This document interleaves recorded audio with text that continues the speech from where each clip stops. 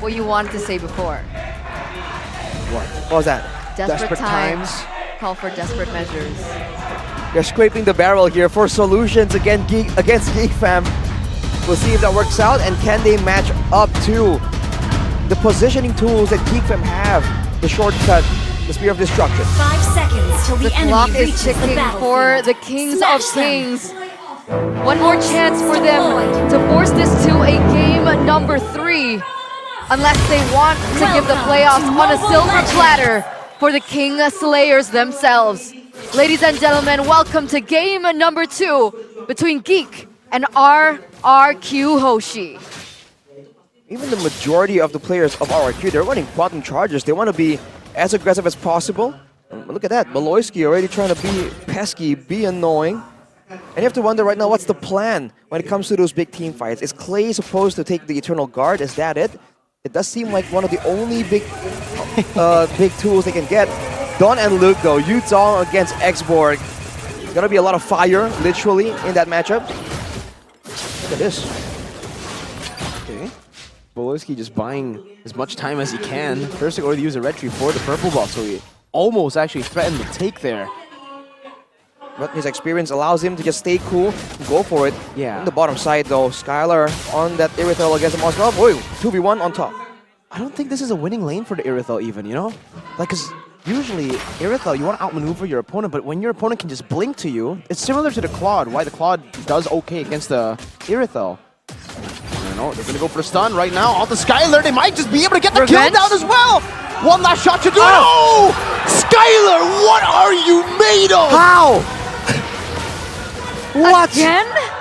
Again, we saw it in game number 1. You thought that there would be a little glimpse of revenge coming through for Chidera from that solo kill on the Claude and the Natan, but he turned it completely around. He gets out unscathed, and for him, that's the first blood. Chidera in a 2v1. What?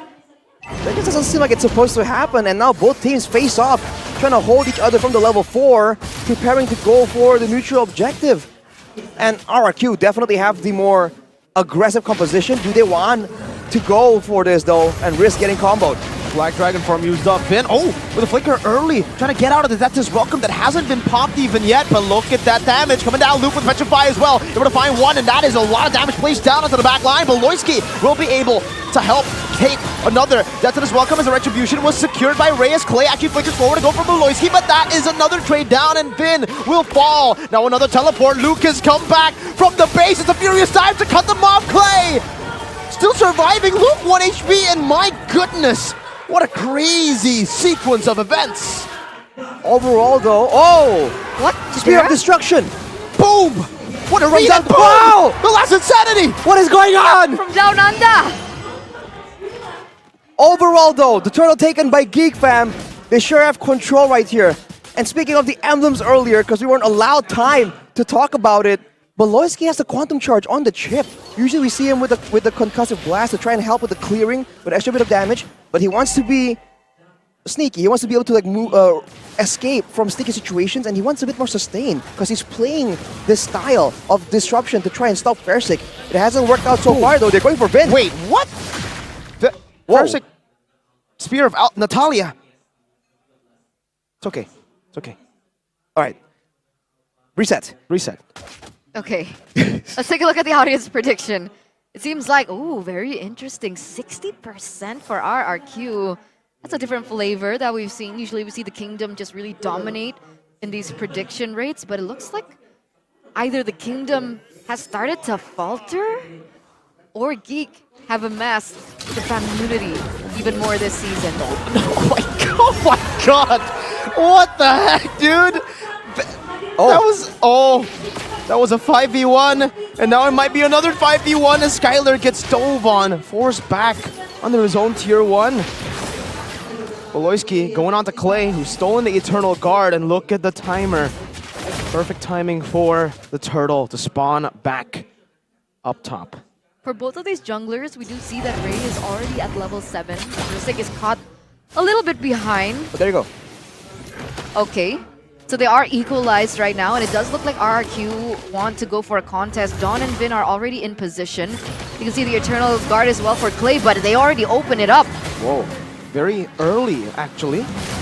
Play with the Eternal Guard on the final slash from Vin as well. Onto Ray, who still has the Dither as well. Compure, petrifying the Beerus, diving a lot of AoE in the back left with the Eternal Guard from a boy. Ray with the Retribution, securing it, even though Beerus goes in with Spear of Alpha, it is a bit too late as a Dragon Tail catches a boy. Still able to flicker out of Clay, Clay still chasing, but look at the back. Vin now just trying to desperately survive, goes in for vengeances on vengeances, but he isn't Batman. And that's a 2-4-2. But GEEK secure the neutral objective. Despite this aggressive composition from RRQ, they just haven't been able to find the same kind of success. The Skylar, surprisingly, isn't doing too bad in the lane. He is going to be behind, though, due to all the pressure and the possibilities of the gangs coming in. Beloyski! God, that's 1, that's 2, that's 3, that's 4! All 4 members teleporting in, but now Dawn actually takes it as well. The last Insanity to Genera, but he's still able to get some more of the hits, and they will actually be able to just trade it 1-for-2. Oh, wow. All things considered, actually, it's traded 2-for-1 by GEEK fam, so they don't really come out on top there. RRQ showing again that they do have aggression, they do have the damage.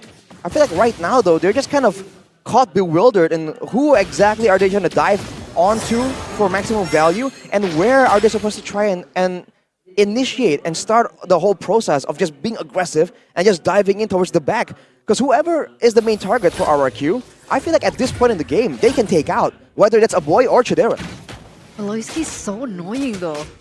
He was waiting for Skylar, and then he gets information that they traded lanes.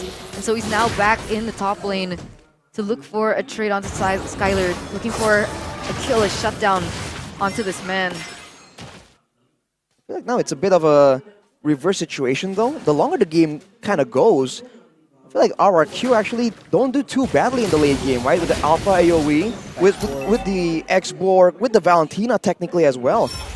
Oh, but Beloyski, he smells a fight, but no. Vin gets out. It's okay, Luke can teleport back again.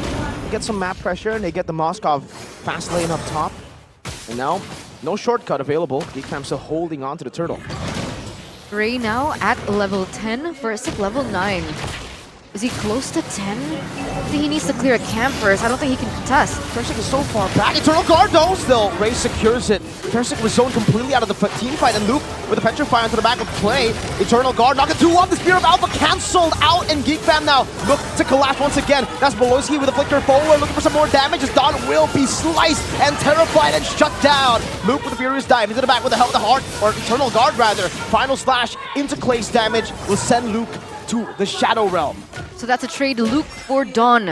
And now GEEK still pick up the neutral objective, but all these neutral objective takes, all these team fights, they haven't been clean for GEEK either. So if they keep trading like this, who has the advantage? I feel like it's somewhat equal, especially later on. There's a chance that GEEK can go for the shortcut plays around the map. I feel like when it comes to fighting prowess, it's kind of equal. But when it comes to maneuvering around the map, now that's a whole different story. GEEK fam has a huge advantage there. And right now, they're still able to accumulate quite the gold advantage. It's kind of fluctuating up and down, but it's still slowly but surely rising for the GEEK fam, because RRQ, they can't really farm as aggressively or as freely as they would want to, because they're always concerned about Beloyski, right? When he can, if he can show up out of nowhere and start a pickoff. Skylar picks up another item. I think it's a Berserker's Fury. Yep, he has the Berserker's Fury and the Has Claws, but look at this. That's a defensive last Insanity. GEEK might be able to just pressure this turret take easily now with that last Insanity being used up. Ray just walking up, clearing out this wave, trying to help and poke it down. As the rest of RRQ look towards mid lane now. With the Berserker's Fury pickup, is that a power spike for Skylar yet or not yet? Are we still waiting for something else? Wait a minute! Does that answer your question? What power spike if we have that much map pressure? Beloyski is just standing in these bushes and enabling the team to look for pickoffs, just punishing the movements of RRQ. Clay now, give him some damage. Dawn already used the last Insanity earlier, now uses it again defensively, but look at that damage! Eternal Guard also popped in, not able to connect this Vin. Looks for a possible engage again. Beloyski in the midst of it all, able to find the stun onto Clay, and now the Fear of Misery as well. Clay walked into the bush. Oh no, you hate to see it. The bush of disaster. The counter engage. Poor Clay, he gets immediately deleted from the game. And now, once again, the Lord dance. But again, what? I was talking about the power spike, and you're right. I mean, like, what power spike if Skylar's not even there? But now he's back, so... It is definitely a power spike, but considering that the Moskov also already is on 3 items, they're kind of equal in a way, but Skylar has the advantage of being able to basic attack while moving, right? That's always the advantage that an Aeritel has. So, in a way, he can be a bit more safe, a bit more maneuverable in these fights. But they gotta go in together, man. There's a lot of moments right here, like earlier, where Clay seems to be trying to get some more, trying to equalize, seeing the low HP bars from GEEK fam, but everyone else isn't on the same picture, and now Skylar once again gets jumped on. Again with the flank, and it's all on the Skylar. They go, oh my god, they go to the Finn, and he gets deleted as well. Where's Chidera in this skirmish? He's still in the midst of it all, able to dodge away from the last insanity with the Abyssum step, and he looks for more. Dawn taken down by the spear. Chidera going wild, and now Ray chomps him down. It's a killing spree for Ray, and it is a big win for GEEK fam. 4-4-0, make it 5 with the Lord. Again, once again, again and again and again, it's always the Crown Prince that stays strong alone. All his other members, his teammates have gone. And the Lord has also been taken away from them as well. GEEK picking up all the scraps, getting all the value left, right, and center. Chidera now with another item, the Malefic Roar. Wait, they were preparing for an ambush there. They wanted the final slash to be comboed by Skylar, waiting in the bush. He spent the whole time there just waiting in that bush instead of farming, trying to set up a trap for GEEK fam, but it did not come through, and Beloyski is already waiting behind them. And you can see the positioning. They don't want to leave the turret. They're concerned about Beloyski. And once they see him, now they'll be able to move a bit more, but with the Lord coming in, they're going to be losing multiple turrets. And even though the kills don't look too far different, but like the gold difference is just massive. And now they go in for another. It's just done. Forced back completely.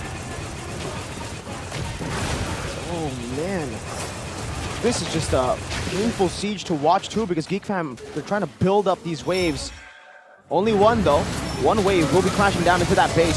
Black Dragon form enabling it now as Dawn jumps in with last insanity, trying to deal some damage, but doesn't have any of the stacks Finn. Able to get the final stack, but it's actually gonna help GEEK fam in the back. Chidera just wreaking havoc, now jumping back again on the Skylar, and Finn as well. My goodness, they don't care of the turrets. They will just go straight for the bases of oil launches, aim with the blinker, and find Skylar to terrify. 12 minutes and 31 seconds. The Kingslayers have done it again. They've done it against Kings. Now they do it against the Crown Prince. Welcome to playoffs, GEEK fam! After a long drawn journey here at MPL ID Season 13, we will be seeing the Geeks move forward to the next stage. We will see them move forward to the playoffs once again. And RRQ now are 1 game away of making history.